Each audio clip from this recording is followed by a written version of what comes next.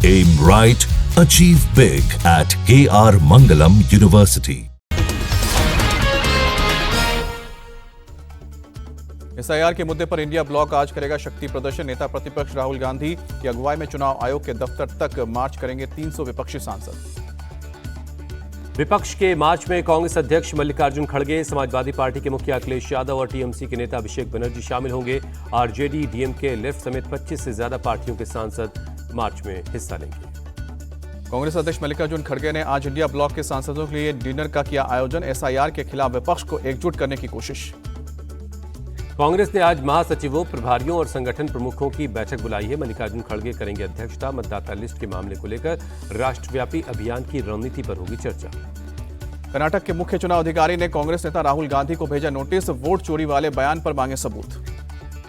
मुख्य चुनाव अधिकारी ने राहुल गांधी से सभी दस्तावेज उपलब्ध करवाने के लिए कहा ताकि उसके आधार पर उनके आरोपों की जांच की जा सके। चुनाव आयोग ने फिर दोहराया, राहुल गांधी सीईओ कर्नाटक के पहले पत्र का अभी तक समय रहते शपथ पत्र दें या देश से माफी मांगे। हरियाणा के मुख्य निर्वाचन अधिकारी ने भी राहुल गांधी को नोटिस भेजा, 10 दिनों में शपथ पत्र देने के लिए कहा।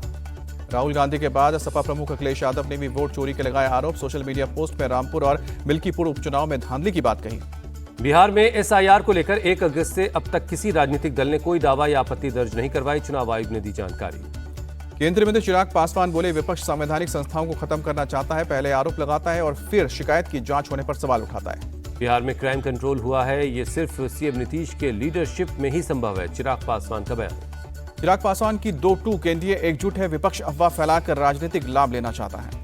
कर्नाटक बीजेपी के सांसद जगदीश शेट्टार बोले, राहुल गांधी एफिडेविट इसलिए नहीं दे रहे हैं, उन्हें पता है कि वो झूठे आरोप लगा रहे हैं। राहुल गांधी के प्रेस कॉन्फ्रेंस पर बीजेपी सांसद सुधांशु त्रिवेदी का तंज। कहा कि कहीं फिर से उन्हें लॉन्च करने का असफल प्रयास तो नहीं। केंद्रीय मंत्री सुकांत मजूमदार बोले, राहुल गांधी झूठे आरोप लगा रहे हैं, उन्हें चुनाव आयोग से माफी मांगनी चाहिए। शिवसेना यूबीटी विधायक आदित्य ठाकरे बोले, दुनिया को पता चल गया है कि चुनाव आयोग ने इंडिया की फ्री इलेक्शन प्रोसेस को खत्म कर दिया है।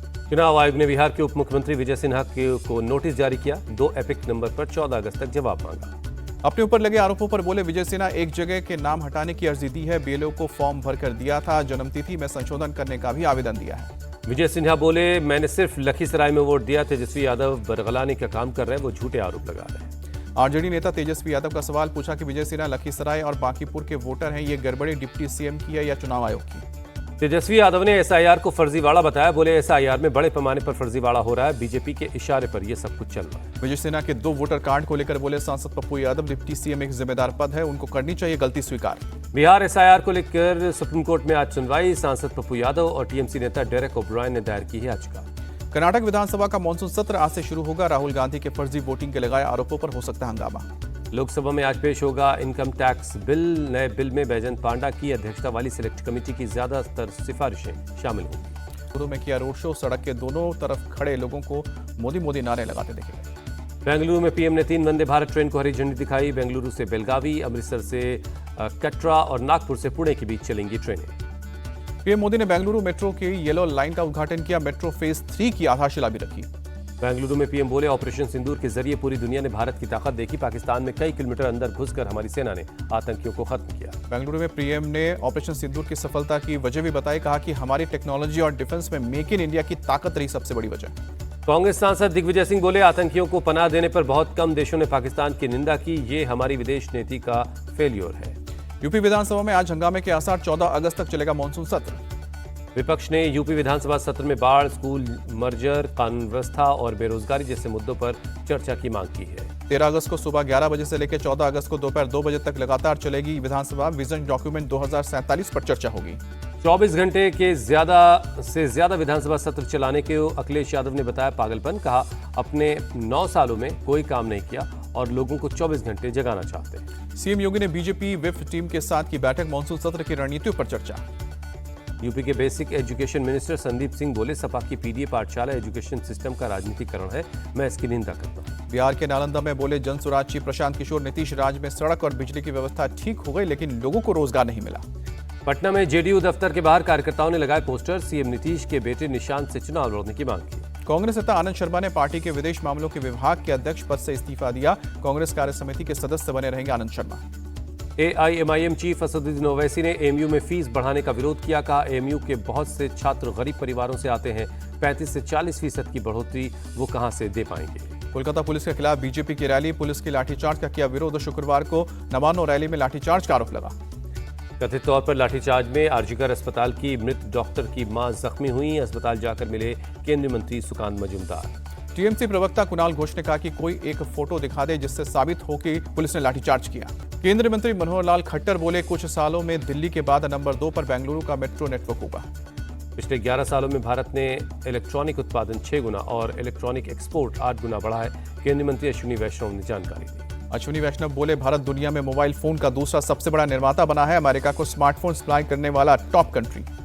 नागपुर से पुणे वंदे भारत ट्रेन शुरू होने पर महाराष्ट्र के सीएम ने जताई खुशी। कहा, सभी वंदे भारत ट्रेनों में ये सबसे लंबी दूरी तय करेगी। अमृतसर से कांग्रेस सांसद गुरजीत सिंह औजला ने जताई खुशी। कहा कि अमृतसर से माता वैष्णो देवी के बीच वंदे भारत ट्रेन चलने से पर्यटन को बढ़ावा मिलेगा।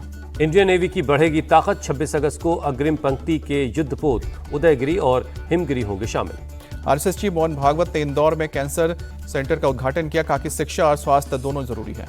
मोहन भागवत बोले, आज शिक्षा और स्वास्थ्य कॉमर्शियलाइज्ड हो गया है और अब ये न तो सस्ती है और न ही सुलभ है। एमपी के सीएम मोहन यादव ने अधिकारियों के साथ बैठक की। हर घर तिरंगा और हर घर स्वच्छता अभियान पर चर्चा की। छत्तीसगढ़ के जशपुर में 3 जगहों पर ग्रामीण बैंकों की शुरुआत। 48 गांवों के 44,000 से ज्यादा लोगों को मिलेगा फायदा। मौसम विभाग ने उत्तराखंड में 9 जिलों में ऑरेंज अलर्ट और येलो अलर्ट जारी किया है। 14 अगस्त तक भारी बारिश की आशंका। उत्तराखंड के उत्तरकाशी में आज भी भारी बारिश के आसार हैं। प्रशासन ने लोगों से सतर्क रहने की अपील की है। उत्तराखंड के डीजीपी ने धराली और हर्षिल में जारी रेस्क्यू ऑपरेशन की समीक्षा की। आगे एक्शन प्लान पर बात की। यूपी के महोबा में बारिश के बीच एक मकान जमींदोज हो गया। चरखारी ब्लॉक के बशौट गांव की यह घटना है। गिरते हुए मकान का वीडियो आया सामने। हादसे के वक्त मकान के अंदर कोई नहीं था। यूपी के गोंडा में बाढ़ प्रभावित इलाकों का मंत्री स्वतंत्र देव सिंह ने एरियल सर्वे किया। बाढ़ पीड़ितों को राहत का सामान भी बांटा। बाढ़ पीड़ितों को स्वतंत्र देव सिंह ने दिया भरोसा। कहा कि किसी को कष्ट नहीं होने देंगे। पशुओं के लिए भी चारे की व्यवस्था। यूपी के बुलंदशहर में गंगा नदी का बढ़ा जलस्तर। सिद्ध बाबा घाट पर 2 मंदिर और 2 धर्मशालाएं पानी में डूबी। एंट्री बंद हुई। दिल्ली के मंत्री प्रवेश वर्मा ने सीपी आउटर सर्कल में वाटर लॉगिंग वाले इलाके का दौरा किया। कहा कि एक और पंप लगाने का दिया है आदेश। बिहार के नौगछिया में बाढ़ से बुरा हाल है। विधायक गोपाल मंडल ने बाढ़ प्रभावित इलाकों का दौरा किया। सांसद अजय मंडल पर बरसे गोपाल मंडल। कहा कि उन्हें संसद में बाढ़ का मुद्दा उठाना चाहिए, लेकिन वो तो संसद जाते ही नहीं। सीएम रेवंत रेड्डी ने हैदराबाद के बाढ़ प्रभावित इलाकों का दौरा किया। रिलीफ ऑपरेशन की भी समीक्षा की। कलाराकुच्ची समेत तमिलनाडु के कई इलाकों में बारिश। पेरियार फॉल्स में स्नान करने पर लगी रोक।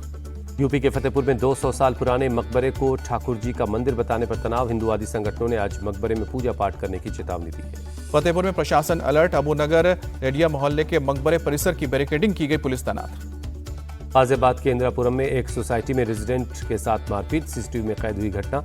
पुलिस ने पीड़ित की शिकायत पर एक आरोपी को हिरासत में लिया है। पीड़ित शख्स फ्लैट में पानी नहीं आने की शिकायत लेकर सोसाइटी के मेंटेनेंस ऑफिस गया था। कर्मचारियों पर मारपीट करने का आरोप लगाया। लखनऊ में चोरों ने आर्मी के जवान के घर को बनाया निशाना। लाखों रुपए की चोरी की वारदात को अंजाम दिया। घटना सीसीटीवी में कैद हुई है। जेवर सहित नकदी लेकर उड़े चोर। रक्षाबंधन पर परिवार बाहर गया था। पीड़ित परिवार ने पुलिस में शिकायत दर्ज करवाई है। अब पुलिस सीसीटीवी के आधार पर चोरों की तलाश कर रही है। वलसाड़ में बस स्टैंड पर टेम्पो ने कई लोगों को मारी टक्कर। घायलों को अस्पताल में भर्ती किया गया। टेम्पो खड़ा कर ड्राइवर चाय पीने चला गया था। अंदर बैठे छोटे बच्चे के हैंड ब्रेक खींचने से ढलान की तरफ लुढ़कने लगी टेम्पो। ग्रेटर नोएडा में फर्जी international police and crime investigation bureau का भांडाफोड़। आधा दर्जन लोग अरेस्ट। यूपी के महाराजगंज में खाद विक्रेता ने बुजुर्ग किसान को चप्पल से पीटा। ज्यादा पैसे लेने पर किसान ने आपत्ति जताई थी। यूपी के गोरखपुर में 5 किलो मछली के लिए भिड़े 2 ग्राहक जमकर चले लात घुसे। एक दूसरे को गिरा गिरा कर पीटा। बिहार के सहरसा में बदमाशों ने शिक्षक को मारी गोली। टीचर की हालत गंभीर। पुलिस आरोपियों की तलाश कर रही है। हरियाणा के गुरुग्राम में पुलिस ने फर्जी आईएएस अधिकारी को गिरफ्तार किया। आईएएस अधिकारी बनकर लोगों को ठगता था। जयपुर नेशनल यूनिवर्सिटी के मालिक के घर इनकम टैक्स की रेड। 10 करोड़ कैश मिला। पैसे लेकर फरार होना चाहता था। गुजरात के जूनागढ़ में एक सीमेंट फैक्ट्री के बाहर दिखा शेरों का झुंड। फैक्ट्री के भीतर मौजूद शख्स देखने ही जान बचाकर भागा। तेलंगाना के मुनिया नायक में एक महिला ने खेत में ही बच्चे को जन्म दिया। सड़क न होने की वजह से 3 किलोमीटर दूर खड़ी थी एम्बुलेंस। विराट और रोहित के वनडे क्रिकेट के भविष्य पर फैसला लेने की जल्दबाजी में नहीं है बीसीसीआई। दोनों खिलाड़ियों के फेयरवेल की अटकलें खारिज की। T20 एशिया कप पर ध्यान है।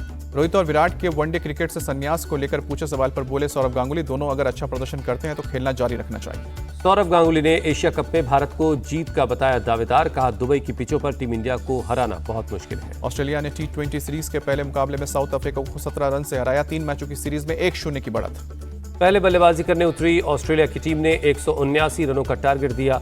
लक्ष्य का पीछा करने उतरी साउथ अफ्रीका की टीम 161 रन ही बना सकी।